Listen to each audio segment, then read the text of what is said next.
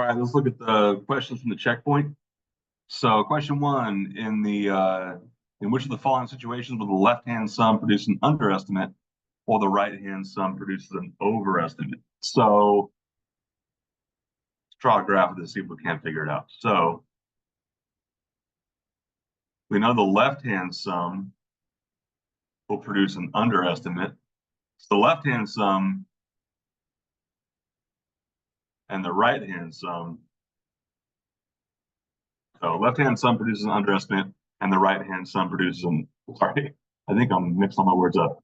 Left-hand sum goes to an underestimate.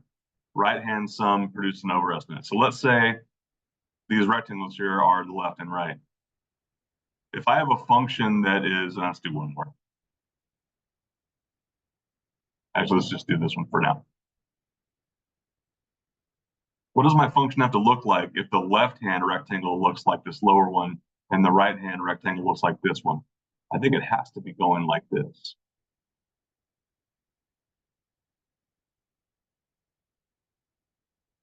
Basically, it has to be increasing. So let's draw, now let's kind of continue this. Let's continue with this increasing function idea. If I keep drawing rectangles for this, this will be a left rectangle. This will be a right rectangle. So this left rectangle, I believe, is going to give me this area here, but it's not going to include this area up in here, where the right Riemann sum will include this area, which will include the full area that you want, but it also overestimate by this little bit here. So I think it's increasing over the interval, but let's look at some of the other choices. What about if the function is constant over the interval you care about? Well, a constant function is going to look like this. If you have a constant function, then your left and right intervals, or your left and right Riemann sums, the rectangles are going to be identical to each other. No matter the behavior, so I'm going to throw that one out. No matter the behavior of the function, the left-hand sum always underestimates while the right, I think I can, so we said an increasing function gives this behavior. What if I have a decreasing function? If I have a decreasing function, let's say my intervals are here. Let's just do two of them. My left rectangle will look like this. My right rectangle will look like this. It looks to me like the left rectangle overestimates and the right rectangle underestimates. So I think I've shown that. So clearly the no matter part of this doesn't track because I just gave you a counterexample. And if the function's always decreasing, I think that's false because I just happen to draw a decreasing function where the situation in the question is not met. So I feel better about that second choice. Question two, which of the following statements is true? So do we understand the notation? So let me actually go back in here and blow this up. So let's just look at them piece by piece. The sum as I increases from 0 to number a of this function times delta x. So basically, this is a y value. This is a change in x. This is you can think about this as finding the areas of rectangles and summing them all together is equal to the same area calculation from 0 to b. That already strikes me as wrong because let's do this. What if a is 1 and b is 2? And what if f of x is equal to 1? Then what is that going to look like?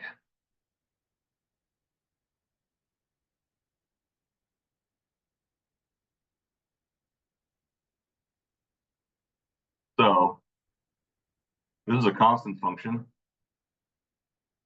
X equals 1, x equals 2. if I calculate the Riemann sum of this first one, I believe this is going to be equal to 1 times 1, which is 1. And this next one will be equal to 1 times 2, which is 2. So I think this one cannot possibly be true. I'm not even looking at the integral here. What about part B? The limit as n goes to infinity. Okay, so I have another sigma notation here. So as I goes from 0 to n minus 1. Again, I'm finding the area of a bunch of rectangles. So as n goes to infinity, will these two things be the same? So I have one more rectangle because one of them counts up to n minus 1, while the other one counts up to n. But if I let n become or get arbitrarily large, one more rectangle is not really going to make an appreciable difference. So, and what happens as n gets very, very large? Basically, I'm taking the area of rectangles that are getting infinitesimally small. They're getting very, very narrow, but I'm adding an infinite number of them. That is the definition of what an integral is. So think about this kind of as like a parallel to derivatives. If I make a slope calculation and I use a limit to make that slope calculation happen over a very, very small interval, that's where I get a derivative. What if I find the area under a curve by accumulating a bunch of rectangles, but I use a limit to make the number of rectangles arbitrarily high, arbitrarily large? That's what an integral is. So I feel good about B, but let's look at the other ones. C, the limit is a goes to infinity as I goes from 0 to a. So we're just renaming. Yeah, so again, I don't think this is going to equal this because I want a to get very large, but I don't know what b is doing. B is just a constant.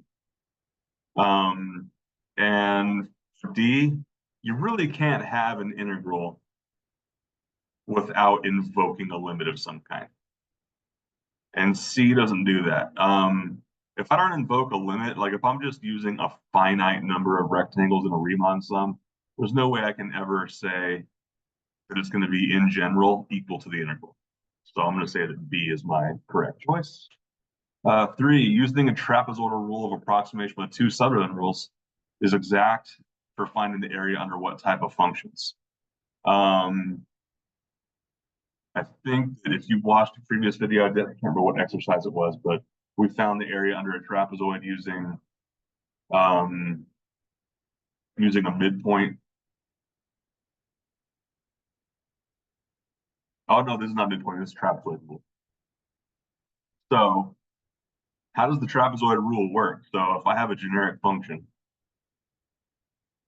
don't know or care what it looks like, and I use the trapezoid rule over a bunch of intervals, then instead of using a rectangle to model these intervals, I'm using a trapezoid. So I'm going to take the 2 endpoints of the interval, join them with a straight line, and find the area of that trapezoid.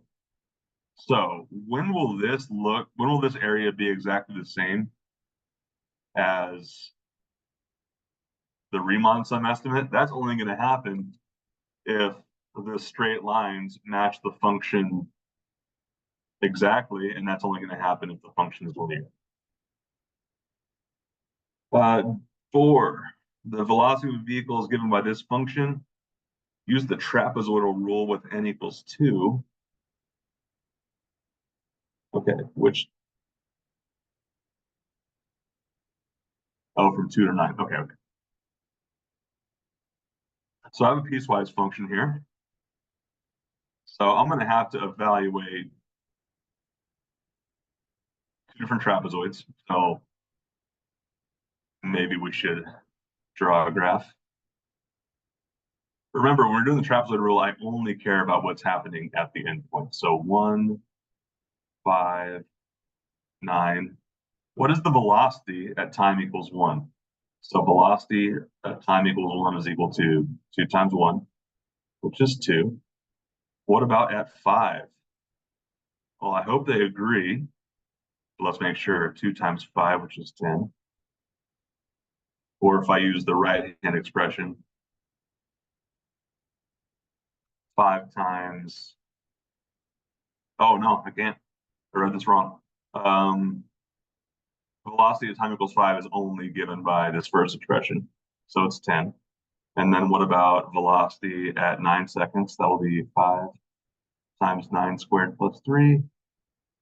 So 81 times 5.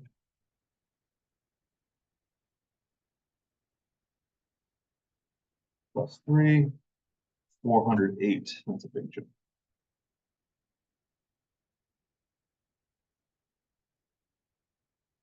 So I'm not going to do this to scale, but that's okay.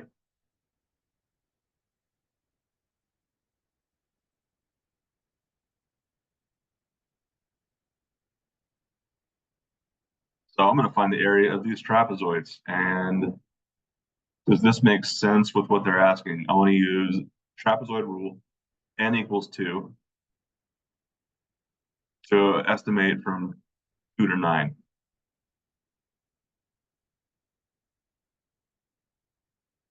So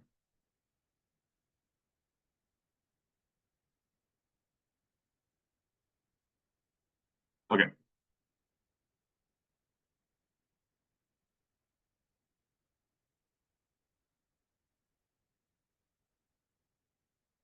All right, I'm doing two trapezoids, and they're not the same length, but given the data I have, I'm going to have to, actually, I think what I have to do is this. I'm only going from 2 to 9, which means I need to reevaluate.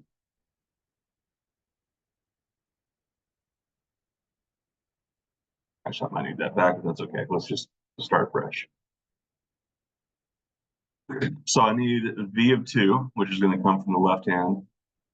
So v of 2 equals 2 times 2, which is 4. So what's the midpoint of 2 and 9? Because I want these trapezoids to be the same length. So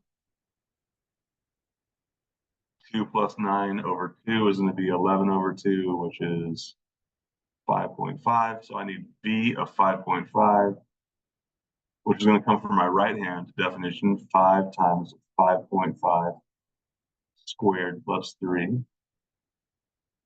What's that going to equal?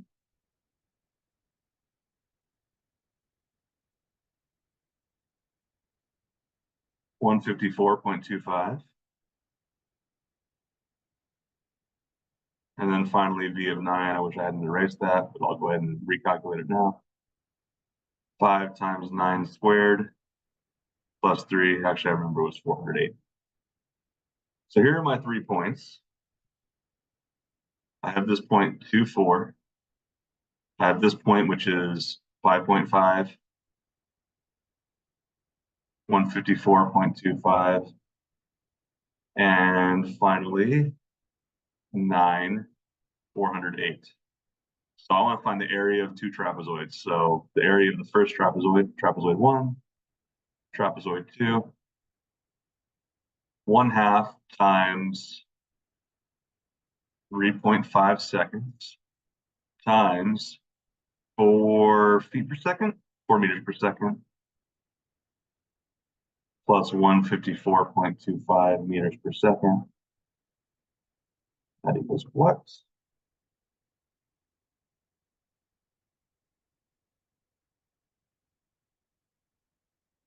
$276.94. And area 2 is equal to 1/2 3.5 seconds times 154.25 meters per second plus 408 meters per second.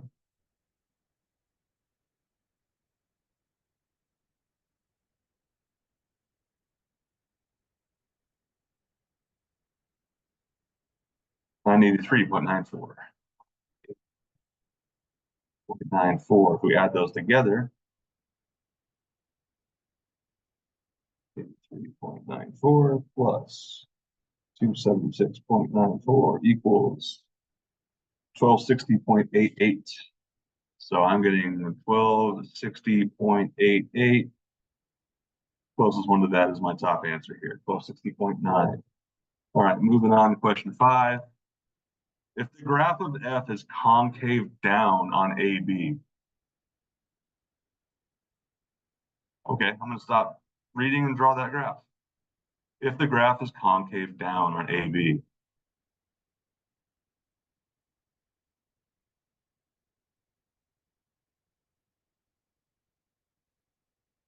All right, don't even know what I'm being asked yet, but let's keep going. Then the trapezoid, okay, so I want to compare trapezoid to mid. Let's do 2 intervals and see if we can figure this out. I think I have a concave down graph.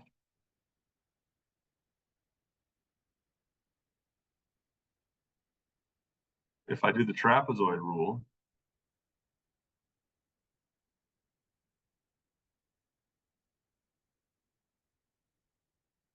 that's my area. Now take it back. Let's just do 1 interval. I think if we do 1 interval,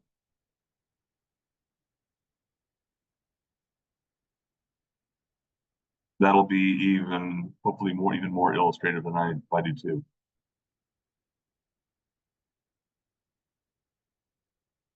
So trapezoid rule, what's that area going to look like? For a trapezoid rule, I just connect them with a straight line.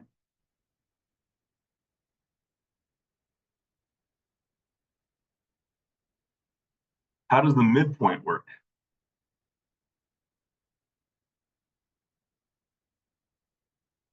Well, if I do the midpoint, then what am I doing? I am taking the middle of A and B. So I'll call that X bar.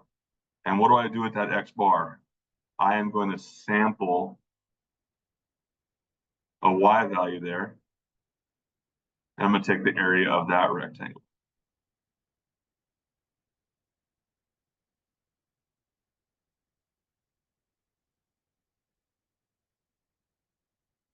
So basically, what am I doing here with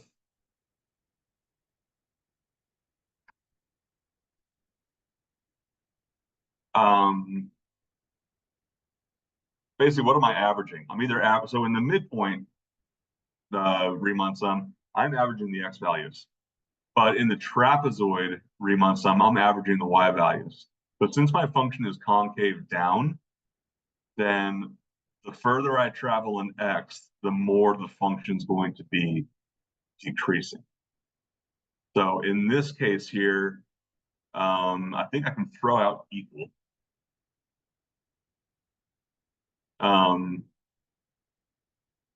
I think they can't be equal. So I'm going to throw out anything that contains equal. So really it's between less than or greater than. And if we look at these areas, I think if I were now, at the risk of cluttering this too much, if I connect this trap, or if I modify this trapezoid into a rectangle, that area looks like much less than what my midpoint is. So I think less than is my correct answer. And finally, oh, if the graph of F is decreasing in concave up. So let's draw a graph again. Decreasing concave up.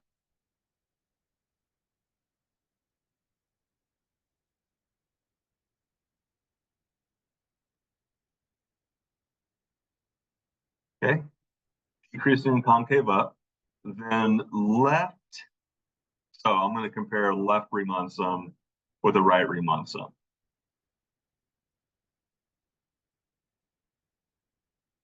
I wasn't do this with 1 interval again, but let's do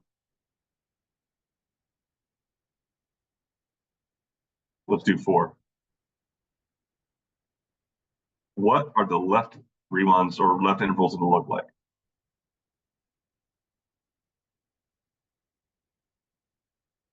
That they're going to look like this.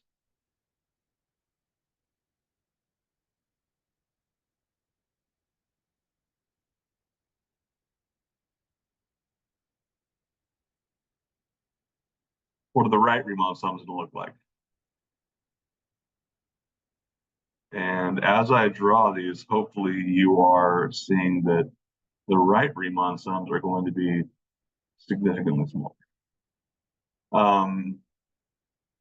And also, I don't know, my first my thought I'm having there is, I don't know if this concave up matters. I think if it's decreasing at all, I think if it's just decreasing, then you're going to have the left Riemann sum as being much greater. So I'm going to fill this in with greater than.